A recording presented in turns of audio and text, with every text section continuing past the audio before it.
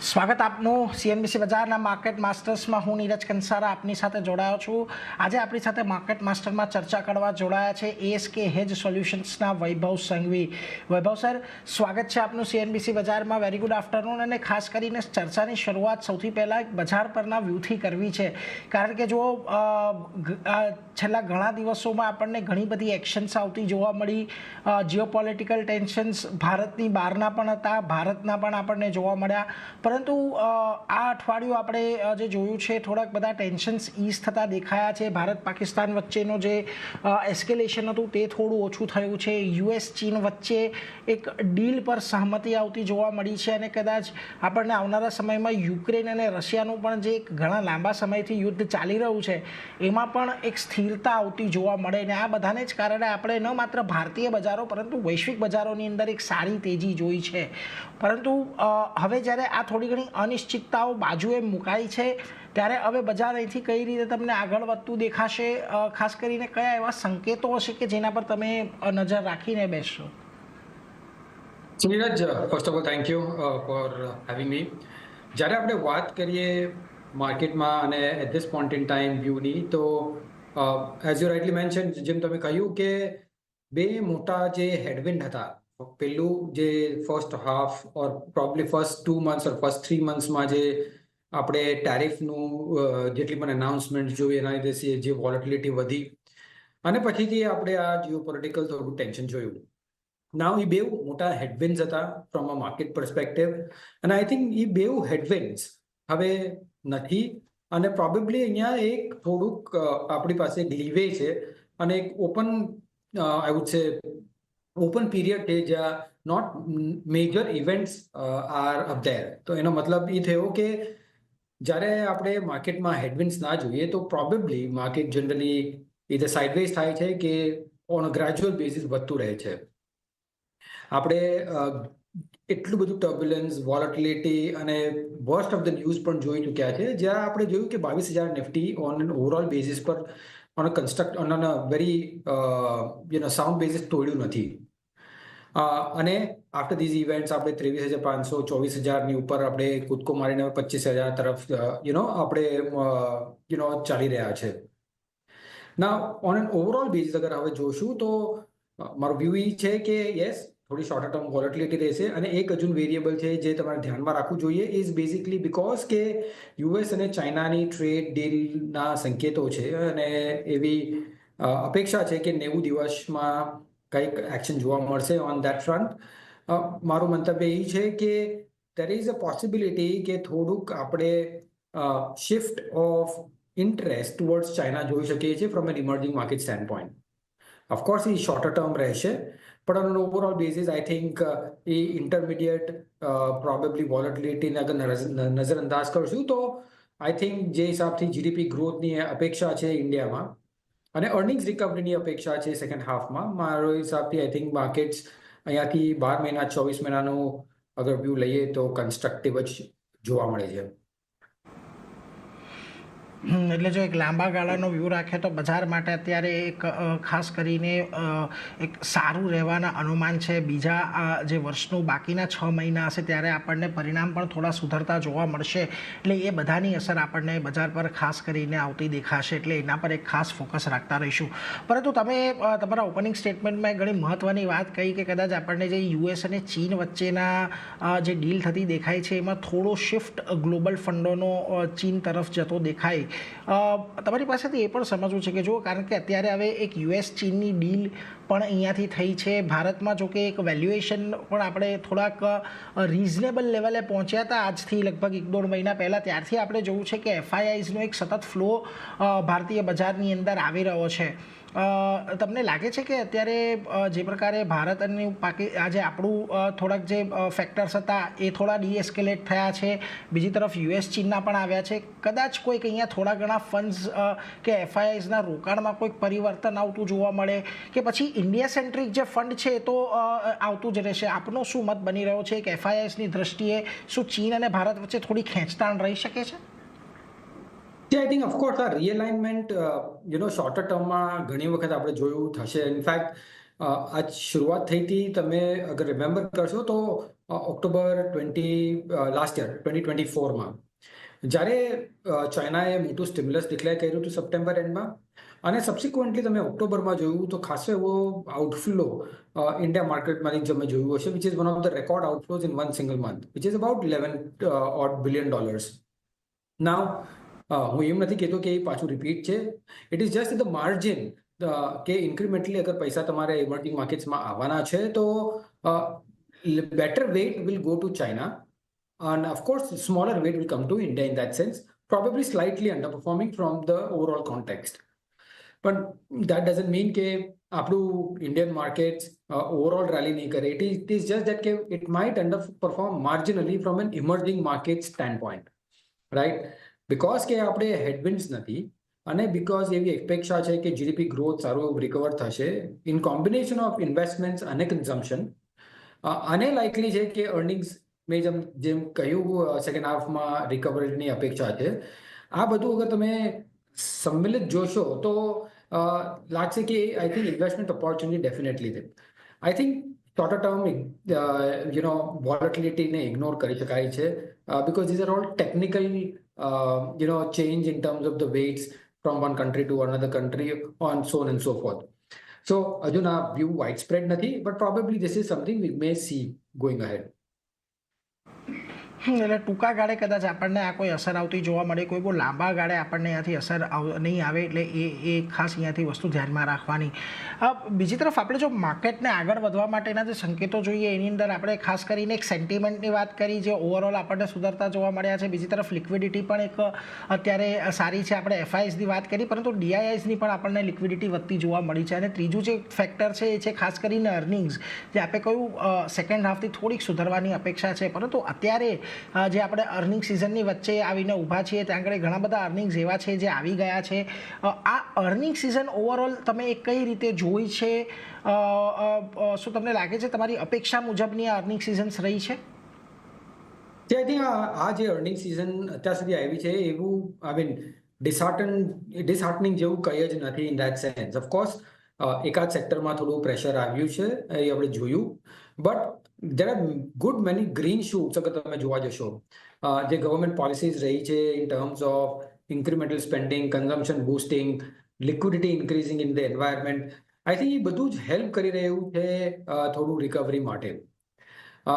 Last year જે 2024 અગર calendar year ગણીએ આપણે તો એમાં લાસ્ટ 6 મહિના ઓફ કેલેન્ડર યર 2024 ઘણું પ્રેશરમાં હતું ઇન ધેટ સેન્સ.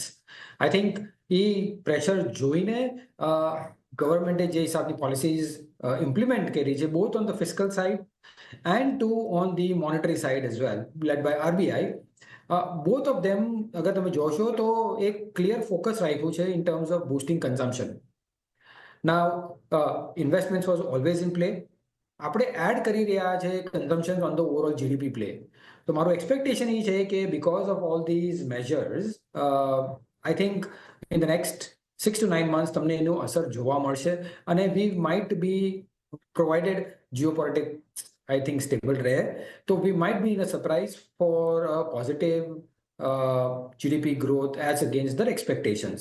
અને અગર જીડીપી ગ્રોથ બેટર થયું છે તો એનું ટ્રાન્સલેશન આઈ થિંક અર્નિંગ્સમાં ડેફિનેટલી થશે in terms of the companies.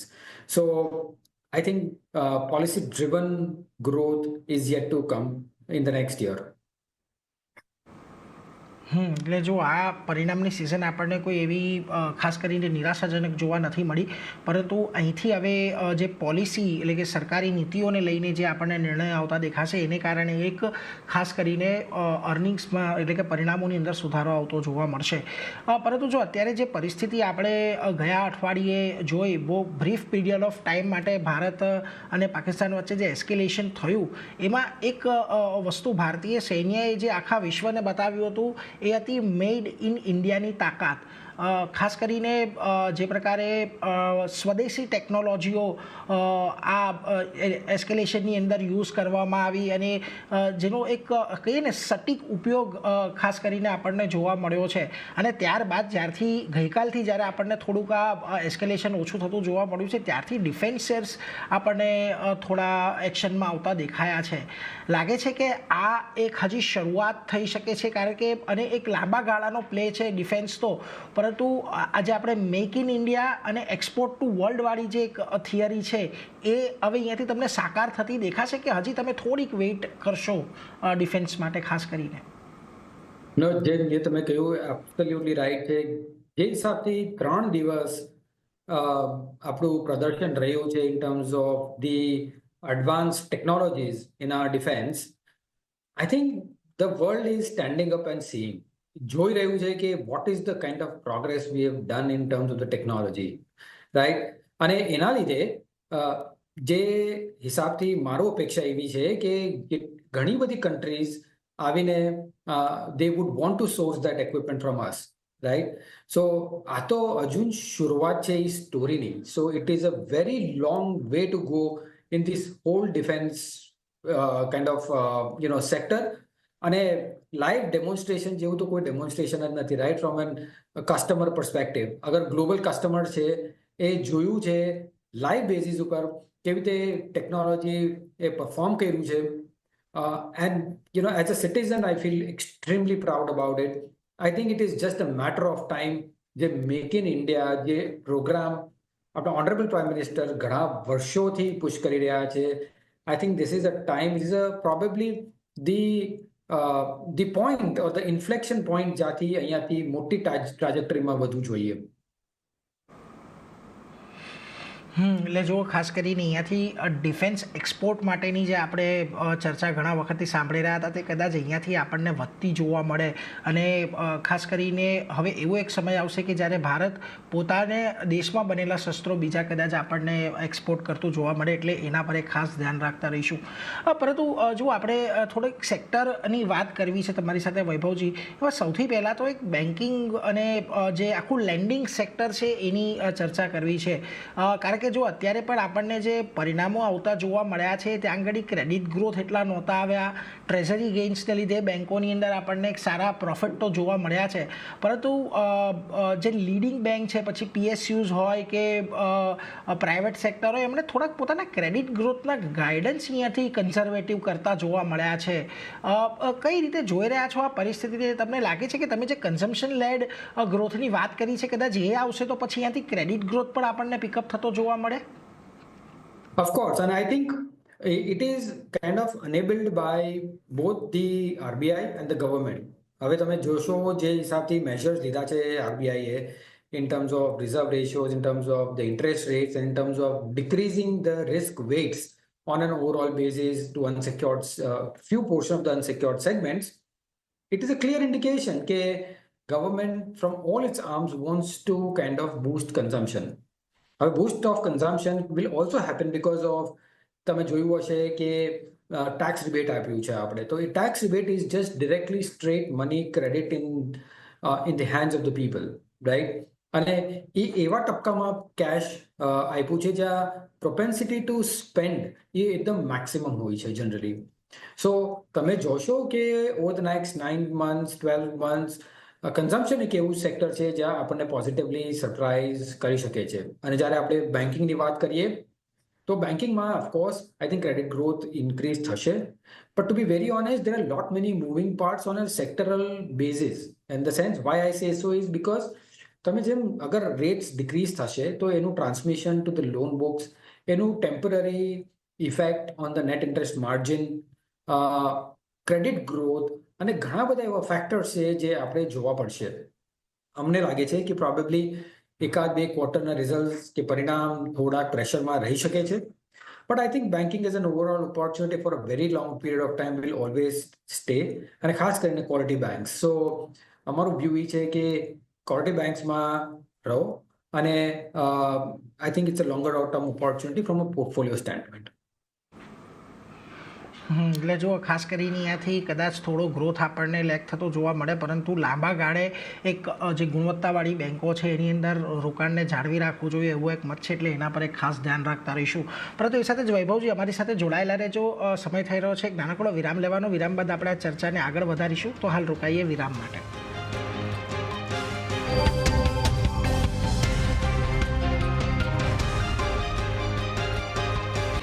સ્વાગત એક નાનકડા વિરામ બાદ આપનું માર્કેટ માસ્ટર્સમાં. આપણી સાથે અત્યારે આસ્ક હેજ સોલ્યુશન્સના વૈભવ સંઘવી જોડાયેલા છે. વૈભવજી, ખાસ કરીને આપણે બેન્કિંગની તો વાત કરી, પરંતુ આજે તણાવની પરિસ્થિતિમાં ભારતે એક બહુ મોટી ડીલ ખાસ કરીને કરી છે યુકે સાથે. FTA જે આપણા થયા છે ઘણા લોંગ સ્ટેન્ડિંગ હતા જે આપણને થતા જોવા મળ્યા.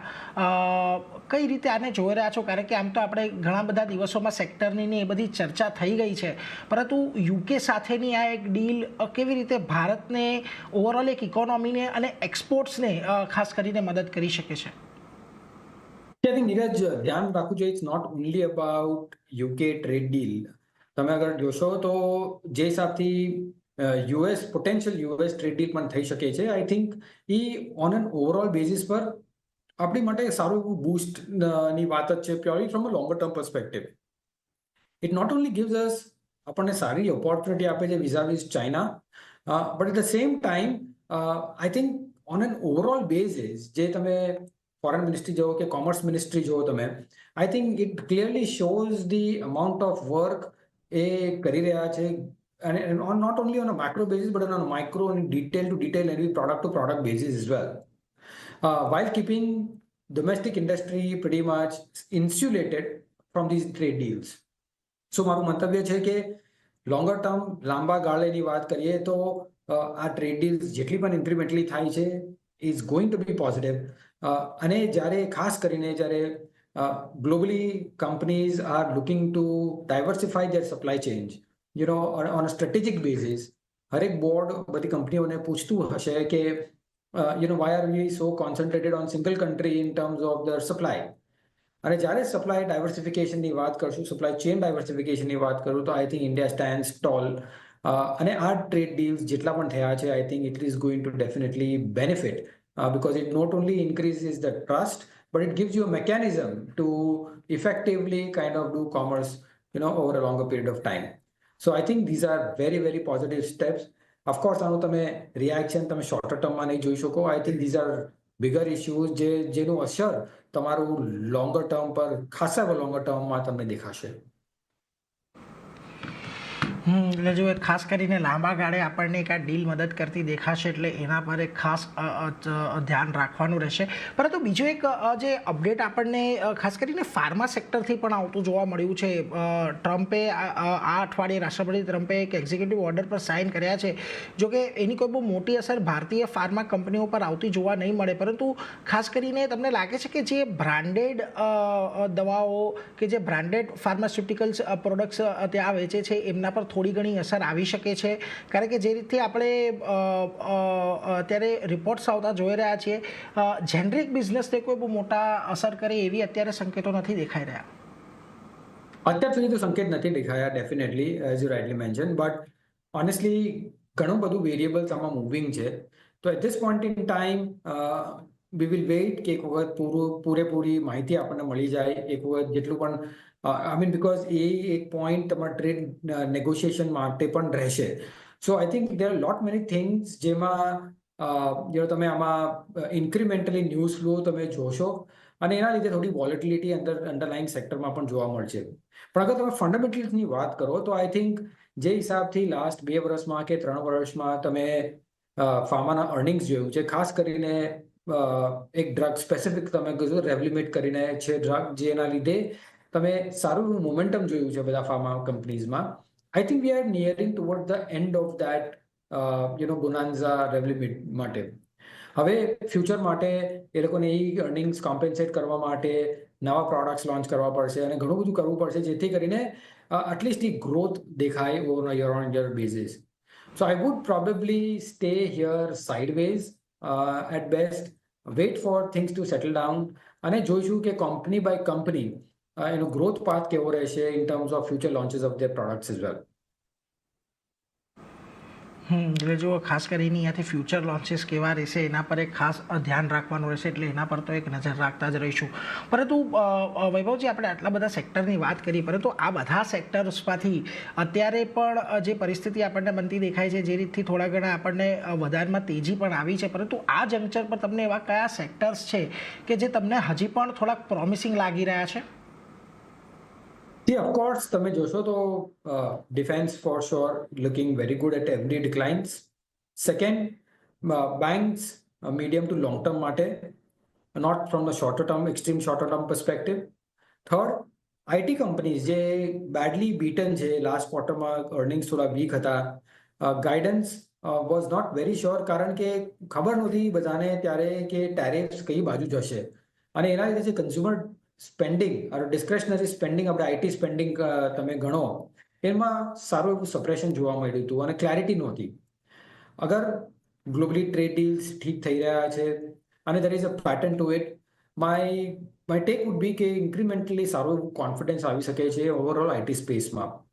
વન, કે વેલ્યુએશન્સ રિઝનેબલ છે, ફ્રી કેશ ફ્લો yield પણ ઠીકઠાક છે, અને કે મોટું જે સૌથી મોટું હેડવિન્ડ્સ હતું now getting out, which will make me think કે આ સેક્ટર જે છે એ પોસિબલી સારું પરફોર્મ કરી શકે છે. ઓફકોર્સ લાસ્ટ કેવિયેટ એમાં એ આપીશ કે અગર સમજો ઇન ધ ઇન્ટરમીડિયેટ પીરિયડ અગર ચાઇનામાં થોડુંક વેગ શિફ્ટ થશે તો આમાં પણ થોડીક અસર આવી શકે છે, but from medium term perspective અમને આ સેક્ટર ડેફિનેટલી પોઝિટિવ લાગે છે. એટલે જુઓ, ખાસ કરીને ડિફેન્સ સેક્ટર એક ઘટાડે ખરીદદારી કરવાની સલાહ છે. બેંકો લાંબા ગાળા માટે અહીંયાથી તમે રોકાણ કરી શકો છો, ને આઈટી જે કારણો અત્યારે વૈભવજીએ કયા એ બધાને લઈને એક રોકાણ માટેની એક સારી જગ્યા બનતી દેખાઈ રહી છે, એટલે એના પર એક નજર રાખતા રહીશું. પરંતુ એ સાથે જ વૈભવજી, આભાર, આજના દિવસે આપ અમારી સાથે જોડાયા, માર્કેટ પર આટલી ઇન ડિટેલ ચર્ચા કરી માટે. Thank you so much Vaibhav sir. Thank you Neeraj, thank you. તો એ સાથે જ આ રજૂઆતમાં બસ આટલું જ, પરંતુ વધુ અપડેટ માટે આપ જોતા રહો CNBC બજાર. નમસ્કાર.